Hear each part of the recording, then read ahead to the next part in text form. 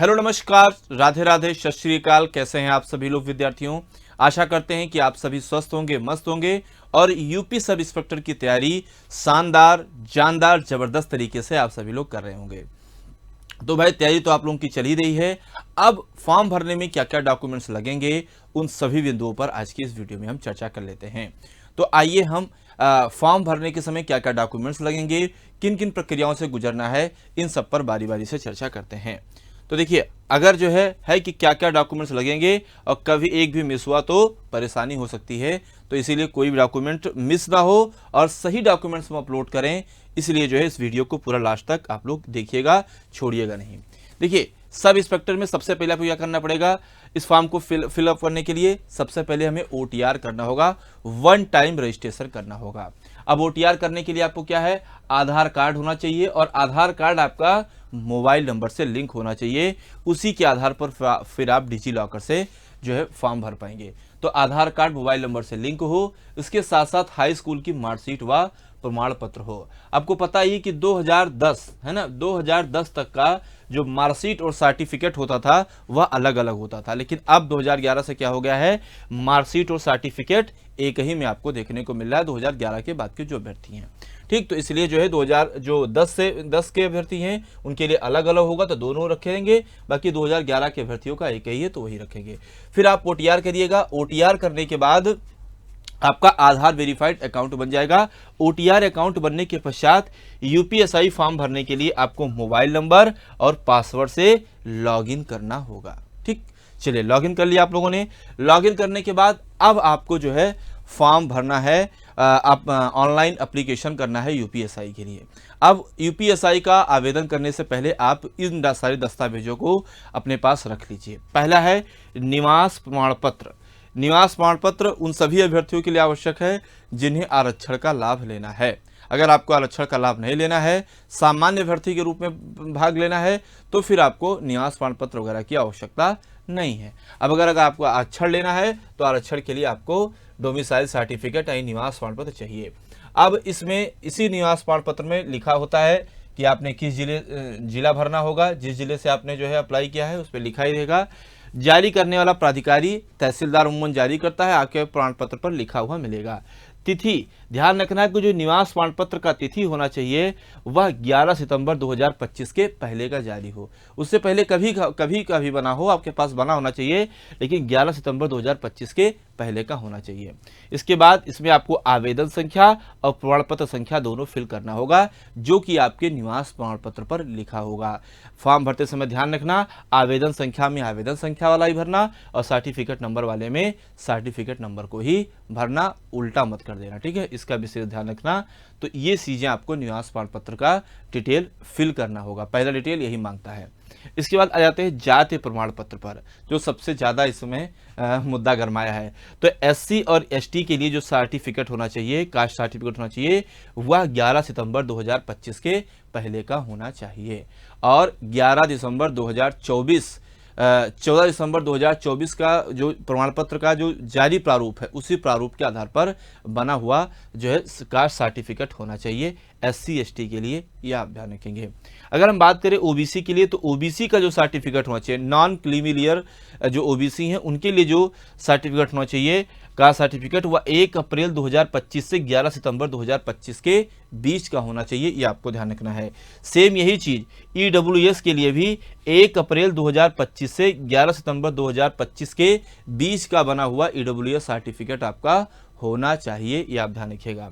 अगर हम महिलाओं के लिए आरक्षण की बात करें, तो जो SC ST और OBC की महिलाएं हैं, SC ST OBC की महिलाएं हैं, इनका जो कास्ट सर्टिफिकेट होगा वह पिता पक्ष से जारी होगा। यह प्रावधान इसलिए किया गया था विद्यार्थियों, क्योंकि कई ऐसी महिलाएं हैं जो आरक्षण का लाभ लेने के लिए जो है SC ST या OBC पुरुष से शादी कर लेती है कि हमें आरक्षण मिल जाएगा। तो इससे सरकार ने जो है बचने के लिए क्या किया भाई, जो जहां पे महिला का जन्म हुआ है, जन्म जिस जाति में हुआ है उसी जाति का जो है उसे आरक्षण मिले, का लाभ मिले, ना कि जो है विवाह करके कोई विवाह के लिए आरक्षण का लाभ ले। तो पिता पक्ष से निर्गत सर्टिफिकेट ही वैलिड होगा, ये आपको ध्यान रखना है। ठीक है, तो ये आपका क्लियर हो गया, निवास वाला डाउट क्लियर हो गया होगा और जाति वाला क्लियर हो गया। ये दोनों ही थोड़ा सा यहाँ पर ध्यान रखते हैं इस सर्टिफिकेट के बारे में, और इन सर्टिफिकेट को आपको अपलोड भी करना है, इसलिए इसकी एक स्कैन कॉपी भी आपको रखनी होगी। इसके बाद जो है हाई स्कूल का मार्कशीट व प्रमाण पत्र लगेगा। तो हमने बताया कि जिन अभ्यर्थियों के पास मार्कशीट व सर्टिफिकेट अलग अलग है उन्हें दोनों का जो डिटेल फिल करना होगा, और जिनका एक ही है उनको जो है दोनों में सेम चीज़ को ही अपलोड कर देना होगा। आगे हम चर्चा करेंगे।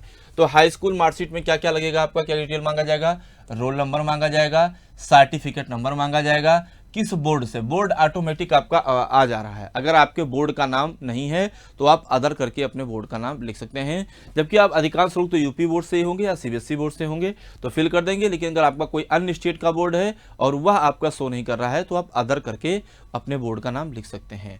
और जिस माह में आपका रिजल्ट आया, आपके जो सर्टिफिकेट या मार्कशीट होगा उस पर नीचे लिखा होगा कि इस तारीख को आपका रिजल्ट जारी किया गया है, तो उसका माह और वर्ष आपको फिलअप करना होगा। ठीक, अगर हम बात करें 12th की मार्कशीट के बारे में तो सेम यही जानकारी, मार्कशीट और प्रमाण पत्र की जो जानकारी है सेम यही जानकारी जो है 12th में भी फिलअप करनी होगी।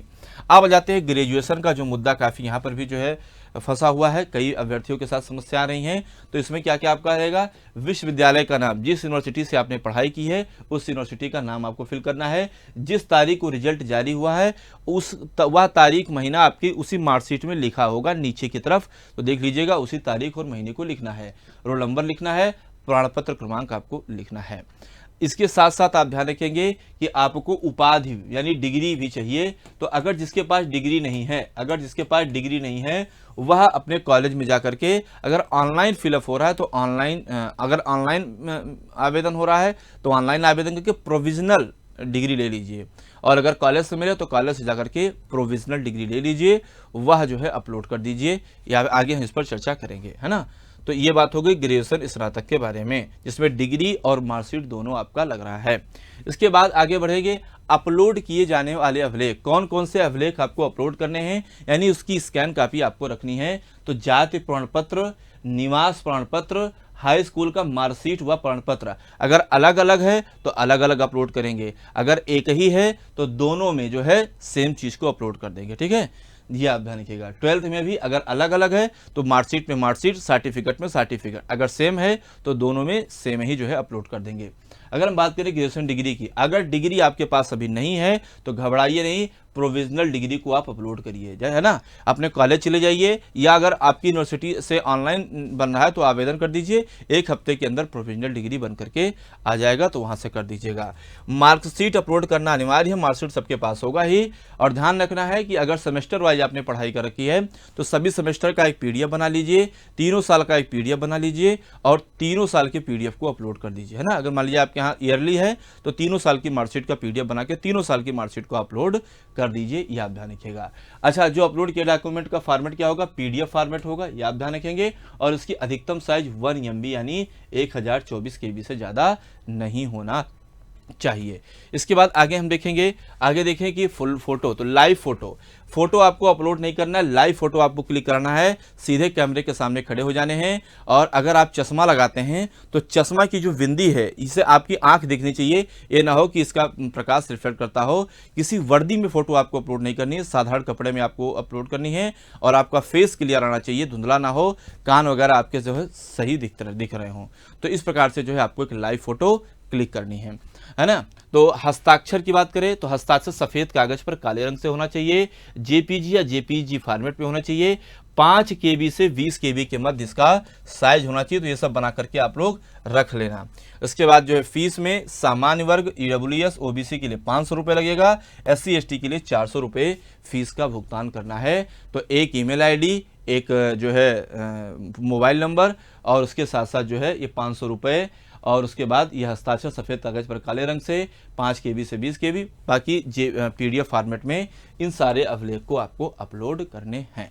ठीक, तो आपका जो है ये समाधान हो गया कि अगर डिग्री नहीं है तो प्रोविजनल डिग्री आप लोग अपलोड कर दीजिए, जो आपके कॉलेज से या ऑनलाइन यूनिवर्सिटी से आपको प्राप्त हो जाएगा। तो इस जानकारी को हमने आपको दे दिया है। अब देखिएगा कि देखना है आपको कि उत्कर्ष का चल रहा है आज़ादी महोत्सव। 13 से 25 अगस्त तक ये आज़ादी महोत्सव उत्कर्ष मना रहा है, जिसके माध्यम से आप सभी को सबसे कम कीमत में उच्च गुणवत्ता वाला जो है कोर्स मुहैया करवाया जा रहा है ना, साल का सबसे कम कीमत पर। इसमें अगर कोई भी आप ऑनलाइन कोर्सेज लेंगे तो वह सबसे कम कीमत पर मिलेगा। इसके साथ साथ जिस बैच को लेंगे, मान लीजिए आप यूपीएसआई का बैच ले रहे हैं, तो यूपीएसआई का आपका जो रिकॉर्डेड कोर्स है ये आपको फ्री में मिल जाएगा कि आप अपनी तैयारी को आज ही से स्टार्ट कर दीजिए, और उसके साथ साथ तो लाइव आपको पढ़ाया ही जाएगा, उसके साथ रिकॉर्डेड कोर्स फ्री मिल जाएगा। इसके बाद जब आप कोर्स खरीदेंगे तो आपको 500 रुपये तक का कैशबैक मिल जाएगा, और अगर आपने कोर्स ले रखा है लेडी कोई, और अगर आपको उसकी वैलिडिटी बढ़ानी है तो आपका जो है 10% एक्स्ट्रा इस पर आपको छूट दिया जा रहा है। इसके बाद ठीक है, तो ये सारी चीज़ें जो है हो गया। इसके साथ अगर दीजिए यूपी उत्कर्ष के साथ दीजिए अपनी तैयारी को नई दिशा यूपीएलटी ग्रेड कोर्स के लिए जो है मैथ का जो कोर्स है वह 1000 रुपये का है। अगर साइंस का बायोलॉजी का देखें तो 1200 रुपये का है। साइंस फिजिक्स और केमिस्ट्री का देखें तो 1200 रुपये का ऑफर प्राइस चल रहा है। अगर हम बात करें जीएस का, जीएस सबसे महत्वपूर्ण सेगमेंट है, 30 क्वेश्चन का आना है। 1000 रुपये का जो है जीएस का जो है बैच है, याद ध्यान रखेंगे। उर्दू का 1200 रुपये का है और हिंदी का 1200 रुपये का है। जो 30 नंबर की जीएस आनी है उसका जो है ये आपका कोर्स है जीएस का, जो कई एग्जाम में आपका बीओ वगैरह में भी ये बैच काम आ सकता है, इसलिए इसे आप परचेज जरूर करें। इसके बाद जो है हम बात करें शिक्षक बैच यूपीएलटी ग्रेड में, अगर आप कॉम्बो लेना चाहते हैं उर्दू और जीएस का 1200 रुपये, हिंदी और जीएस का 1500 रुपये, साइंस और सामान्य अध्ययन का 1500 रुपये, जीव विज्ञान और सामान्य अध्ययन का 1500 रुपये, और गणित और सामान्य अध्ययन का 1500 रुपये का कोर्स आपको दिया जा रहा है। इसके बाद जो है UP sub inspector mission batch जो चल रहा है लाइव फ्रॉम स्टूडियो, इसमें 1000 रुपये में आपको जो है मिल रहा है mission batch live from studio. बहुत बेहतरीन बैच इस समय चल रहा है, तो इसे भी आप ले सकते हैं, और बहुत बेहतरीन तैयारी इसके माध्यम से कराई जा रही है। इसके बाद कांस्टेबल का जो शौर्य बैच है 600 रुपये का है। तो जो अभ्यर्थी जो है कांस्टेबल की तैयारी कर रहे हैं वो इस बैच को जरूर लें, क्योंकि आपका जो है जल्दी आपका भी विज्ञापन आने वाला है, फिर समय नहीं रह जाएगा तैयारी के लिए। तो ये सारी जानकारियां नहीं हैं, तो जो डॉक्यूमेंट्स हमने आपको बताए हैं सारे डॉक्यूमेंट्स आप स्कैन करके पीडीएफ बना करके रख लीजिए, फिर जो है वेबसाइट पे जा करके आवेदन करिए। उससे पहले आप ओटीआर फिलअप कर लीजिए, ओटीआर के माध्यम से ही आवेदन होगा। तो मिलते हैं ऐसे किसी अन्य जानकारी के साथ, और आपको कमेंट करके हमें यह बताना है कि आपको अन्य कौन सी समस्याएं आ रही हैं फॉर्म फिलअप करने में यूपीएसआई के। उन सभी के समाधान को लेकर के मैं एक बार फिर से हाजिर होऊंगा। तब तक के लिए आप सभी मेरे प्यारे विद्यार्थियों को मेरी तरफ से जय हिंद।